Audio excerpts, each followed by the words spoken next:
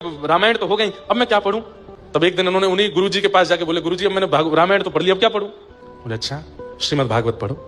और जैसे ही श्रीमद् भागवत प्रदान की, प्रथम द्वितीय तृतीय चतुर्थ पंचम षष्टम सप्तम अष्टम नवम, और जैसे ही दसम स्कंद में पहुंचे और गोपी गीत का पाठ किया है, गोपी गीत का पाठ करते ही मेरो मन गिरधर छवि पे अटक्यो, सजल श्याम घन वरण लीन है, फिर चित अनंत न भटक्यो, मेरो मन गिरधर छवि पे अटक्यो। अब तो अलवर में दिखने वाली पहाड़ियां इनको गिरिराज जी दिखने लगे, अलवर में दिखने वाले सरोवर राधा कुंड कृष्ण कुंड लगने लगे, बहनी वाली नदियां यमुना जी लगने लगी, और दिखने वाला हर श्याम वर्ण का व्यक्ति कृष्ण लगने लगा।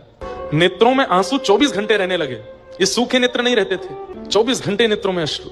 और श्याम सुंदर कहां मिलेंगे, कैसे मिलेंगे, कब मिलेंगे, बस इसी स्थिति में रहने लगे। मां तो चली गई, लेकिन याकूब की स्थिति ऐसी कर गई, अब क्या करूं?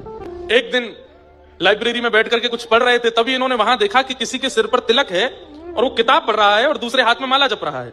इन्होंने जैसे उसको देखा, धीरे धीरे उसके पास गए और पास जाकर के बोले, आपने तिलक लगाया है, कंठी माला पहनी, आप क्या जप रहे हैं? बोले मेरे गुरुदेव ने मंत्र दिया है, इस मंत्र से भगवत प्राप्ति होगी, प्रिया प्रियतम की प्राप्ति होगी। ये चरणों में गिर गए, मुझे ये मंत्र दे दीजिए, मुझे भी उनका दर्शन करना है। बोले तुम तो मुस्लिम हो?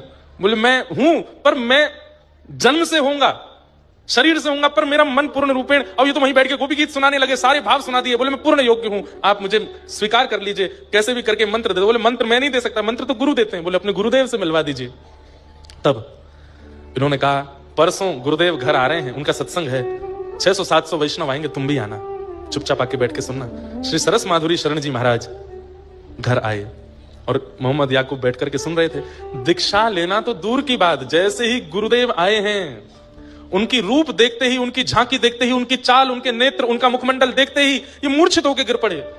इनको ऐसा लगा जैसे मानो प्रिया प्रियतम एक तनु होकर के मेरे सामने आ गए।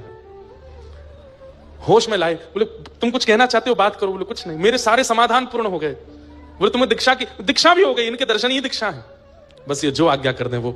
उन्होंने भी हृदय से लगाया और दीक्षा प्रदान करी। और इनका नाम वैसे तो कुछ सरस करके कुछ नाम रखा, प्रिय सरस ऐसे करके कुछ नाम रखा, लेकिन फिर गुरुदेव को बहुत इनको देख करके बड़ा आनंद आता था, तो इनका नाम सनम साहब रख दिया। क्या नाम रखा? सनम साहब। और सनम साहब जी ने फिर ऐसे ऐसे पद गाए हैं, ऐसे ऐसे भाव गाए हैं श्री प्रिया प्रियतम के मिलन के। अनुपम माधुरी जोड़ी हमारे श्याम श्याम के, ये सब भाव उसी पर